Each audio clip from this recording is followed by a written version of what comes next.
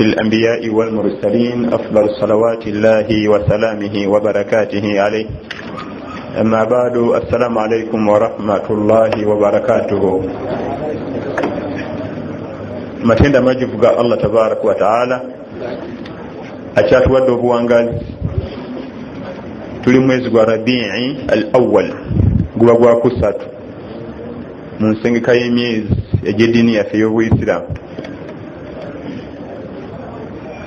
Gutera okubaamu emikolo egya mawulidi rasulillah sallallahu alayhi wa sallama, okuza amazaalibwa g'omukulu Nabi Muhammad sallallahu alayhi wa sallama.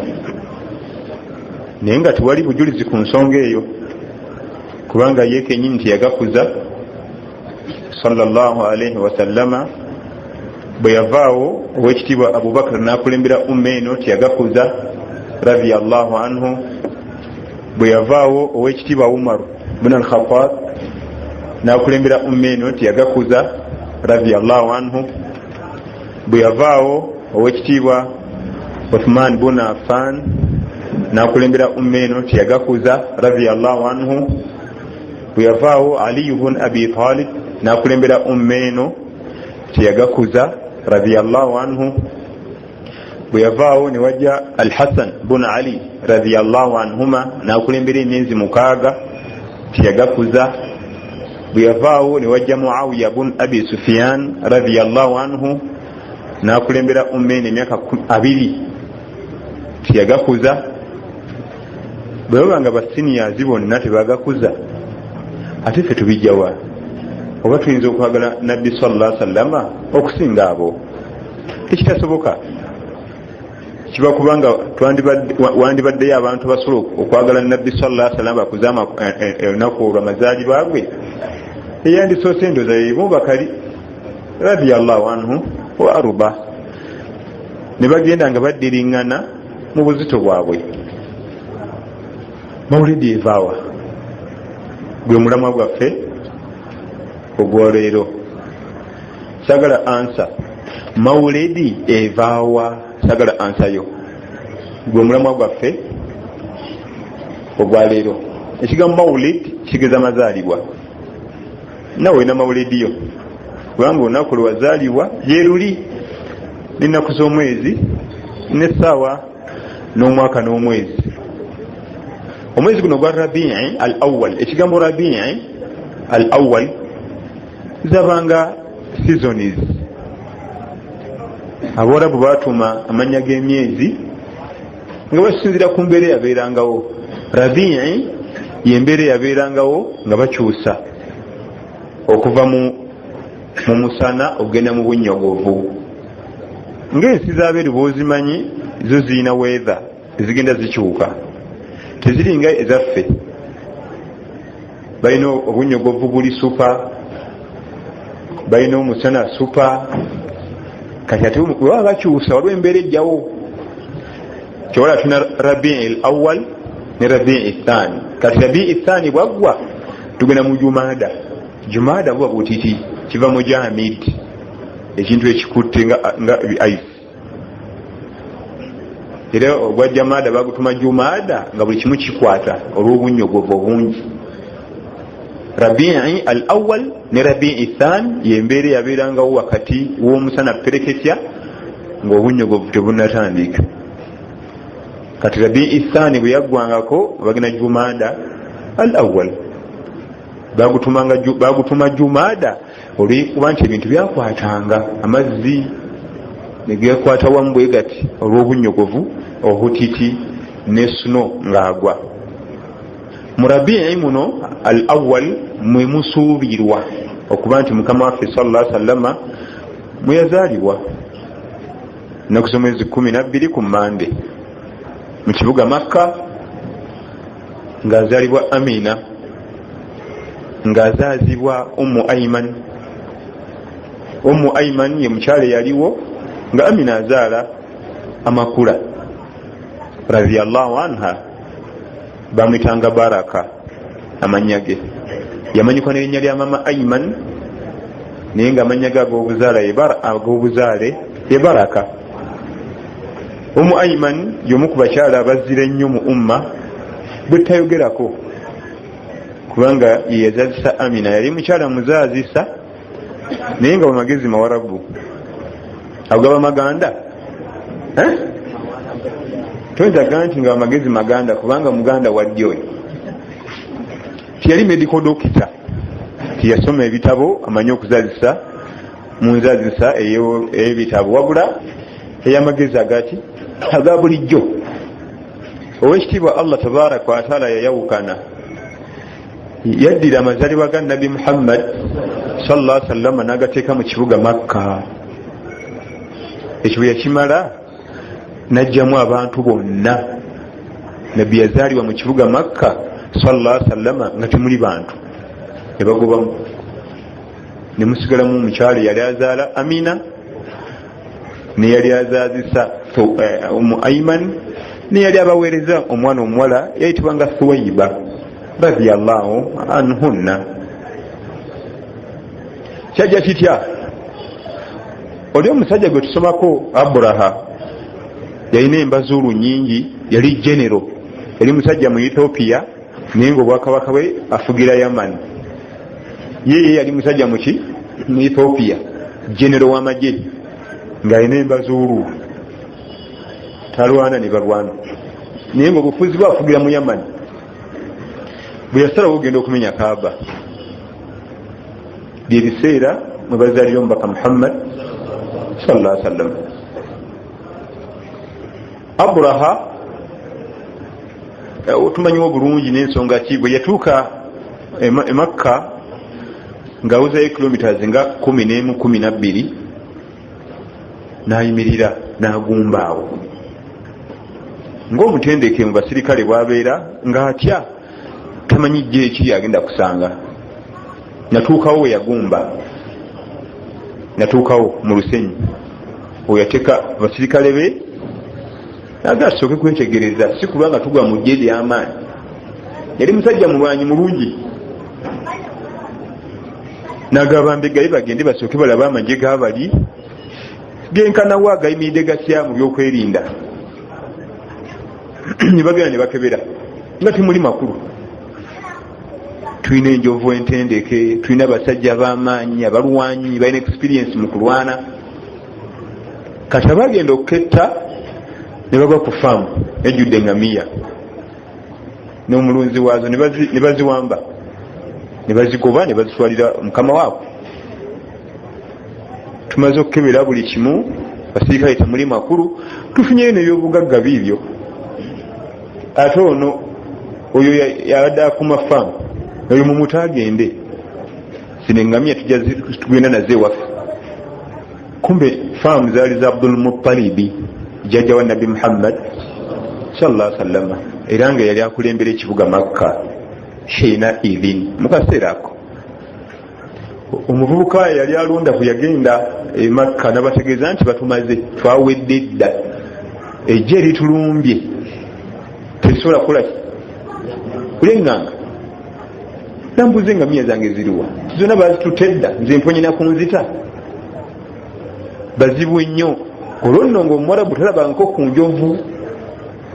Kyolwa batugamba nti Nabbi sallallahu alaihi wasallam yazaala mu mwaka gwaki gw'enjovu, kubanga omuwarabu yali awulira mpulire nga tagirabangako bwati nti yiiyo bwe gwasika okulaba ku njovu, kayumba kalamba katambula. Abdul Muttalib n'amugamba nti tekisoboka, banjagaza lwaki bantabaala, lwaki bannumba, ntwala gye bali.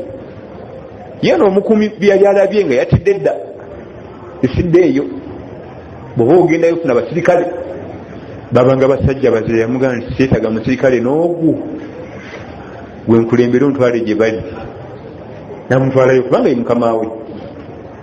Bwe yatuukayo ne bamutwala omukulu, tigwe gwani ate? Nze Abraha, nze afuga Yaman Kirimaani. Ate gwe nze Abdul Muttalibi afuga Makka. Onjagaza kyakyo nnumba, njala kumenyawo Kaaba. Namugamba nti Kaaba gy'omenya nnyini y'omumanyi, sibinkwatako obaani, njala kumenya Kaaba. Mumanyi simumanyi, w'amaanyi ali abiki, sibinkwatako. Abdul Muttalibi namugamba nti nyini nyumba eyo tojja kumusobola, nyini nyumba eyo tojja kumusobola. Naye mu bimu ku byewuunyisa Abdul Muttalib yali akimanyi nti nyini nyumba eyo muzibu naye nga tamusinza. Alina bakatonda be baki balala ate nga bangi, ate mu bangi abo bennyini yekenyi talinamu alabanga omunafu. Kati namugamba nti oba ozze kumenya Kaaba ate engamiya zange kubanga bufaamu bwe bugagga bwange ate onjagaza engamiya zange zimpe. Aburaha naga nti ono omusajja talina magezi, numbaganye kingdom ye yafa ku ngamiya bungamiya mumwe ngamiya zagende. Namugamba nti nze ngenze nzijewo abantu bange ogenda okwataganya na nyini nyumba eyo. Era Abdul Muttalib bwe yadda mu kibuga n'ayita olukiiko naga mwenna mwamuke ekibuga Makka nga Amina asuliridde sawa yonna akubawo bebbi. Yali agenzeko e Makka nsi ya nsozi, ensozi zetwogerako ziyimiridde ng'ennyumba weruti oba kuba leero bazimamu ttano olwa tekinologi. Naye weebuuza nga tewannabaawo ttano ezo bazambukanga batya ne baguuka emmanju. Amina nga tasobola kutambula nsozi na lubuto, n'abategeeza nsina gyendaga nayambuka atya nze ensozi n'olubuto luno lukuze bwe nsinzituka n'engwa agenze nsigala nomugende. Yali abeera ne Aimani. Aimani naga nti kati omwana tumulekewa muzito anya namuyamba singa embeera ekyuka nange sigenda. Abo bameka nga balina omukozi waabwe bamutanga Thuwaiba kawala kato nakule bakagamba nti ate ani natufumbira emmere koza ngoye sigala. Yensonga lwaki Nabbi Muhammad sallallahu alaihi wasallam yazaalibwa mu kibuga Makka nga temuli muntu. Abashiriku bonna Allah yabajjawo nabateeka ebbayi bonna bakifuluma ne bagenda ne beekweka. Oluvannyuma wiiki nga nnamba Abdul Muttalib atuma abasirikale be mugende mulingize oba Kaaba bamaze okugimenya tuddeyo eka. Okutuukayo nga weeri wiiki emu kitundu banaye nakati ekyaliwo weeri, wiiki bbiri nakati ekyaliyo weeri. N'atuma mugendeeko mulabe mu Wadul Muhassir, kubanga Wadul Muhassir bwe baali bakuŋŋaanidde Aburaha n'ejje lye era bwe baafiira. Natuukawo mugendeeko mulaba abasajja abo lwaki kibalumba Kaaba nga waliwo binyamanyama ebyagayiddwamu ne biwandulwawo. Ne badde ne bategeeza omukulu nti balinga baafa dda, waliwo nswera misaayi mayiti. Najjawo Abdul Muttalib ekyali kino okuddako mu magezi amangu, ani yakoze bano bw'ati? Ekyo ekibuuzo bakyebuuza nga tebalina ansa okumala emyaka 4. Nabbi sallallahu alaihi wasallam yabawa ansa ng'afuuse nabbi mu alam tara kaifa faala rabbuka. Myaka 40 basigala beebuuza nti ani yakoze bano bw'ati? Abagezigezi ne bayiiya kirabika n'olwo Katonda waawo gwe tulina okusinza mukambwe. Awo ne bagamba nti zino enjazi zino eziri mu malungu zitekereza bakubyekubye. Ne bagenda nga bayiiya, okuyiiya kwabwe okungi nga kuba kasuka mu shiriki. Era suratu Al-Fil ne Quraish za Luganda eri aya egamba nti falyabudu rabba hadha albayt, musinze mulezi wa nnyumba eyo. Ye yakola bali bwatyo n'abagoyagoya gwemba musinza tiriyo lwazi musimanyi misambwa simanyi Katonda wo mudungu Katonda w'ekyerere tebaliyo. Rabba hadha omulezi w'ennyumba eyo Kaaba yasaanyawo bali gwena okusinza. Ebigambo birati Abdul Muttalib n'alagira abantu muddeeka bano abali bagenda otumalawo kimanyi kyabatuukako. Enjovu ensolo ennamba mu bunene bwayo nga bw'ogitunulira bw'oti nga waliwo ekyazze ne kigikuba mu ttama ne kigigaaya bwe kyamaze ne kigiwandaawo mu bunene bwayo. Naye enjovu ekubika mu ttama. Era abasajja batu basaasire nga analowooza kiki ekyagayizagayiza enjovu mu bulamba bwayo n'amagumba gaayo ate ne kitagimira ne kigiwanda. faja'alahum ka'asfin ma'kul Allah nabafuulanga ensolo bwenegaya mu bintu ate n'ebiwanda. Enjovu oba omuntu kaleko kubanga ye mutonoko naye ng'omuntu mu bulambalamba yenna bamukubye mu ttama ne bamugaaya ate bamuwanda. Ensolo jagwa nsolo kika kizaalidde bano nga boga nti nsolo teriyo eyinza kuteeka njovu mu kamwa tulifena kumbe wakati awo mukama waffe akolaki azaalibwa afdalu salawati llahi wa salamihi wa barakatihi alayhi. Era Abdul Muttalib okuddeeka batanakudda bamuwuliza amawulire Thuwaiba Ayman yagamba Thuwaiba tigenda ogambe omukulu chief nti mutabani we eyafa budala mukazi we azadde omwana mulenzi kubanga Abdul Muttalib yazaala Abdallah nazala Muhammad sallallahu alayhi wasallam. Amawulire bagamusanza ku ttale nga balira ku nsiko ate Thuwaiba bwe yakomawo namugamba nti ate ddayo onoonye Abi Lahabi oneyo muwa amawulire gano. Abi Lahabi ki watabbat yada Abi Lahabin watab. Lwaki yamunonozaayo? Yali mukwano nnyo gwa budala wadde baali baluganda bombi taata waabwe y'omu. Bw'ozaala abaana bo babamu bukiriiki ono akwatagana nnyo n'ono ate bazigatta n'ono ate ne bano balina kagulupu kaabwe nti bagattira nnyo eno. Bwe kitera okuba ne bweyagala okukijjawo tosobola bo bokka abaana bo beekulamu buki bugulupu bwabwe. Kati Abdallah yali asibira nnyo ng'azigatta nnyo ne Abi Lahabi. Era teriyo muntu yasinga kusanyuka olw'okuzaalibwa kw'owekitiibwa nabiyuna Muhammad sallallahu alaihi wasallam nga Abi Lahabi. Era okumanya yasanyuka nnyo oyo omuwala Thuwaiba yali muzaana nga bamugula slave namuta. Amawulire gondeetedde essanyu lyenfunye okuva leero kyali muddu tukutadde aga mawulire bagassanyu muganda wange yafa budala kati nalabiranga kuona omwana nenga nti budala wuuyo. Kumbe gwasanyukira tibagenda kulima kambugu kubanga ono wa tawhid ono wa shiriki giyakoma okusanyuka ennyo giyakomya omukolako obulabe. Bonna yabasinga okusanyuka kubanga muganda we budala bali bazigatta nnyo ate yafa. Nalowooza nti kale omukwano gunaabirawo wakati wange neki n'omwana.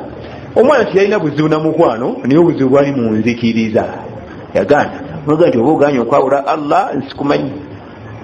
Abdul Muttalib agenda okukomawo mu kibuga Makka n'abantu be nga mukama waffe alina wiiki namba sallallahu alayhi wasallam nga alina wiiki meka wiiki emu n'amutumya ne bamuleetera n'alagira ne bagulawo Kaaba n'amuyingiza munda n'agimwebasamu n'amuwa erinnya. Yalagira bagulewo Kaaba temala gaggulwa okujjako ku royal order nga kabaka yalagidde.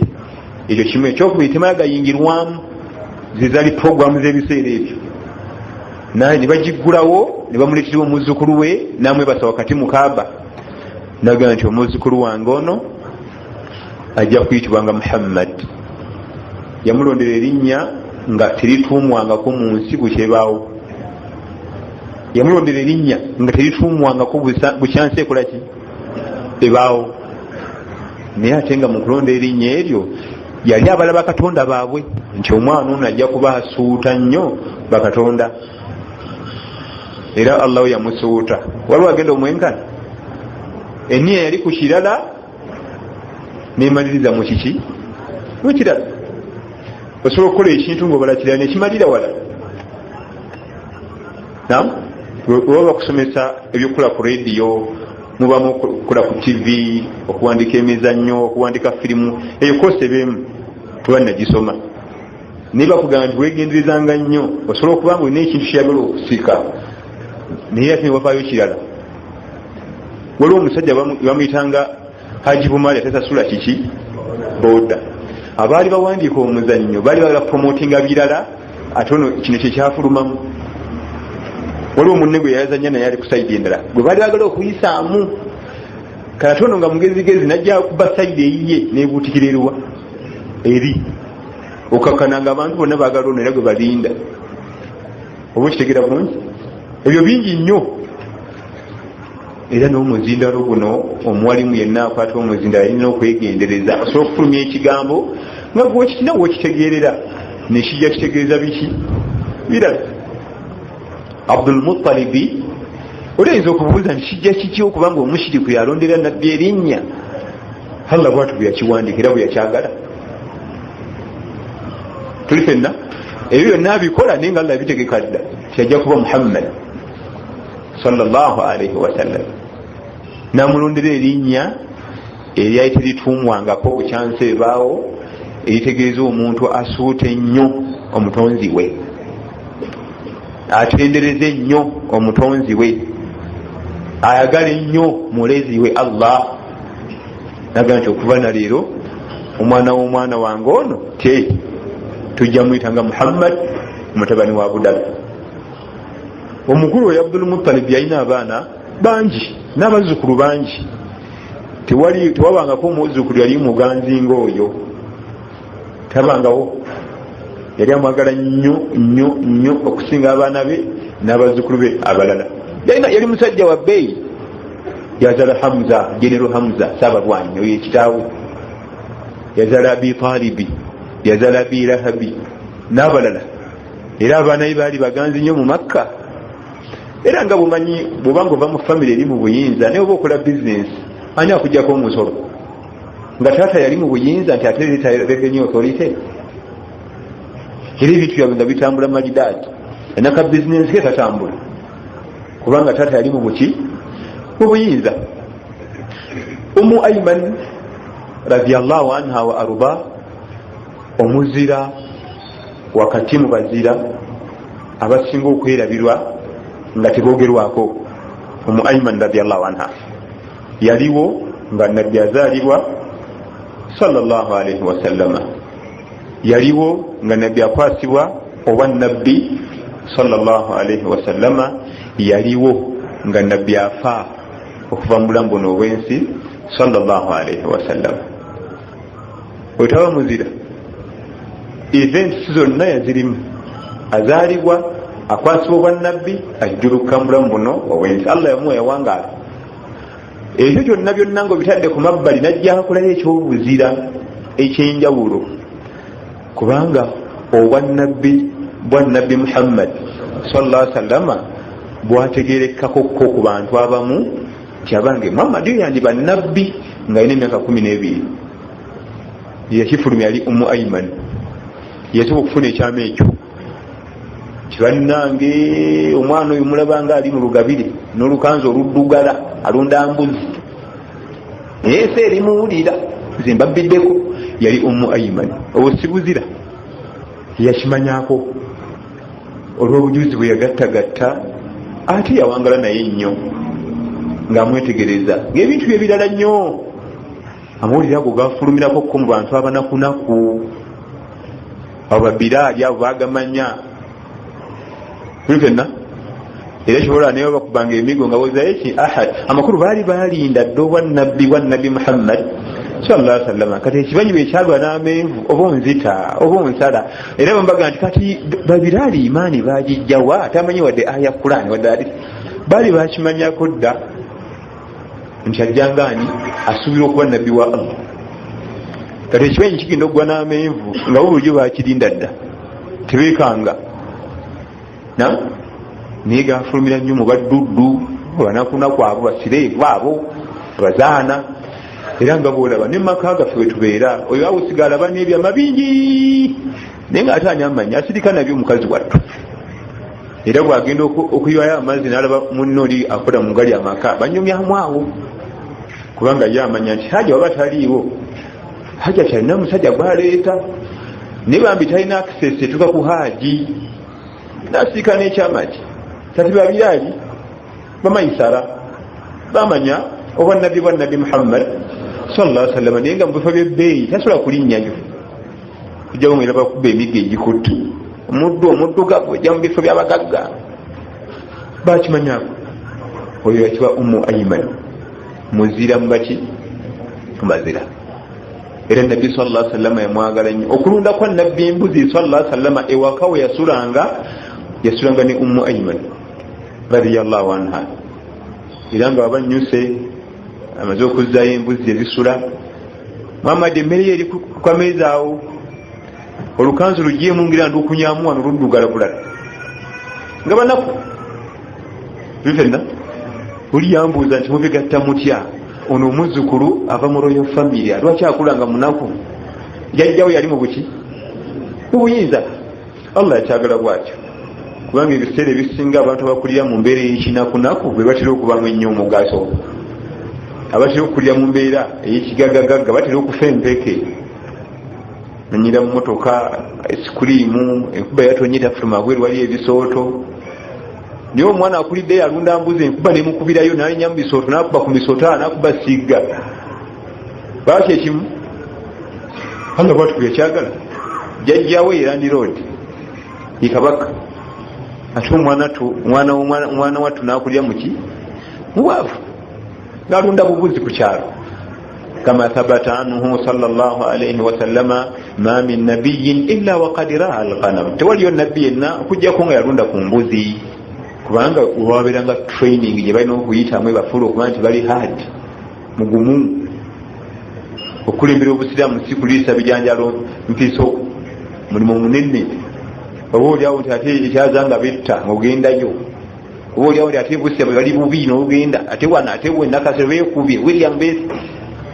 si byakusaaga alno teekawo nti omukulembeze akulembera abasiraamu si byakuliisa bijanjalo ki mulimu munene omutiitizitiitiza ati ate abasobola oba yadduse dda mu kitanda wansi kwekweka katono nnyo bwe kati ba wadduse dda kati balinanga okuyita mu training engumu mu kutandika ebigambo bino twagambye mawulidi etandika ddi ago ge mazaalibwa ga Nabi Muhammad sallallahu alaihi wasallam mu bufunze sigamazeeyo era saagala ogaye muntu yenna nti nze nasomako ku mazaalibwa ga Nabi Muhammad tulonzeemu buntu butono ate ng'onoosoma ebyafaayo by'obusiraamu olina kuba mugezi nnyo mukwata amannya kubanga amannya ago ga Aburaha Ummu Ayman Suwaiba bw'ogatabula bw'otyo bobitta kubanga ebyafaayo bitambulira ku mannya yebbeeringi ebitambuza tojja tugamba nti waliwo omukyala awo omu n'amuzazisa kati waliwo omukyala omulala yali abaweerezaawo waliwo n'omwami yali azze okumenya kaaba otulazaawa tekedde okuba ng'okwata amaki amannya obukakafu bw'omwezi gwa Rabiul Awwal bubuusibwa inda ulama usalaf abamanyi ba salaf bagamba nti gw'omwaka ogw'enjovu bagutuma mwaka gw'enjovu bali tebabala nti 2033 2026 ekyabeeranga waawo nga kyeboogera nje nabo abo nno kaleko fewaffe eri yantondi bajjajja baffe mubuuza anko gundi bamuzaala mwaka ki yali gwali mulembe gwa binyeebwa olwo ngaakumazi tayinza kujjukira mu maka ga nti ebinyeebwa byali bibaze biki ku mulembe gw'ebinyeebwa naye agende 1994 byasomawo omukazi wattu yajjukira ekyaliwo awo kyakuwa kati waba asobodde okujjukira ku byabakabaka yaliwo oba pulezidenti gwakola ki kati gwe n'ogattagatta kabaka bwati yaliwo myaka ki nti bwegiti n'omanya nti anko gundi wajjaja gundi yali mu binembe bwegiti bamuzaali nawe okugamba nti nabbi sallallahu alaihi wasallam yazaalibwa mu mwaka gw'enjovu bali tebabala ekyabanga kiguddewaawo nga bagamba nti waliwo gundi trailer eyo ky'abantu ku northern bypass kati abaana baga nti ku mulembe gw'omuliro we bamuzaalira oyo kimuliro gulwana muka eyo ky'abantu abo kati mama weyo n'amuzaala olwo ng'amaze akumaze kubanga tebaali bantu bakusoma kati n'omwezi tegukakasibwa kubanga n'omwaka tebagulina babaga nti omwaka gwaki gwebasika okulaba ku njovu nejja abaana abazaalibwawo babazaala mwaka gwa njovu ekyo kimu ekyokubiri wamala kuyita emyaka nga 2 omu abakabaka bali bafuga eyo mu Iraka yali musajja musiraamu nalaba nti amazaalibwa gano geetaaga okukuzibwa mu lubiri ye musajja naggaga sente ana kyazikolamu nasalawo bayonenga kuki ku sente naggaga era bebo osanga abagagga abaali awo ne bakolayo ka jubiri sente nawe kyazikolamu jubiri mumanyi ebaside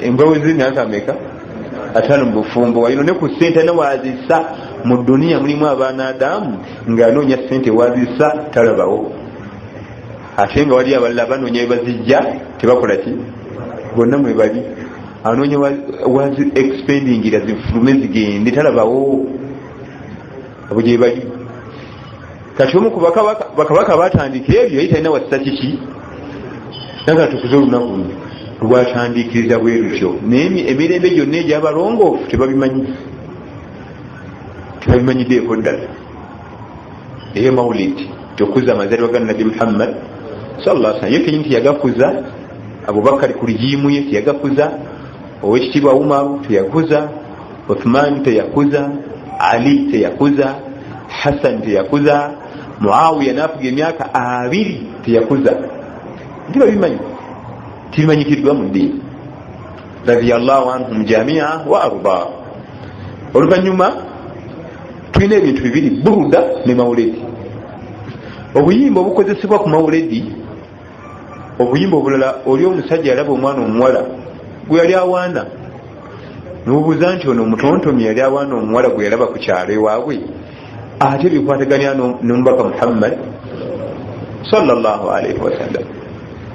Naye yabeera salami, ekyalo bakitanga salami gye yalaba omukyala n'amulungiwalira. Ate yo buruda yandibadde erina ku musingi naye si mukolo gwa busiramu.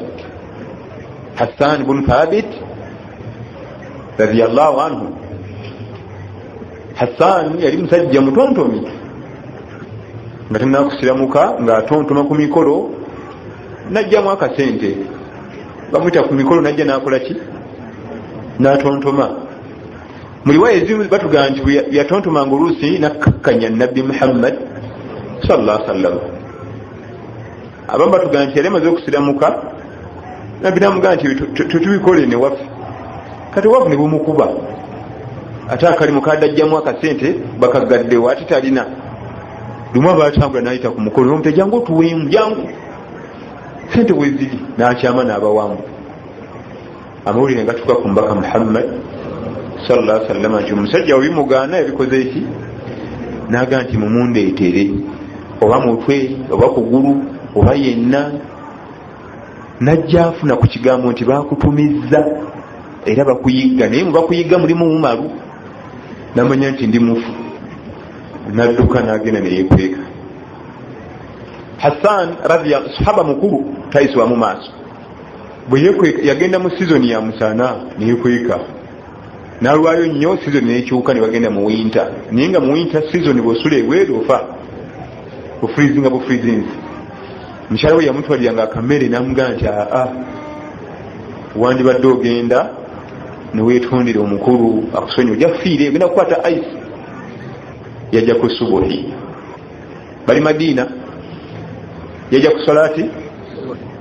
Naye olwokuba nti bali bamaze okuyingira mu winter season ng'akankana nga n'amannyo gakubagana, omubaka sallallahu alaihi wasallam afulumayo ayambadde buruda. Buruda kye kikunta kye bambala mu winter, bakikola mu wuulu, nga nabbi bamukolera ejjubba ye nga ya winter emubugumya sallallahu alaihi wasallam.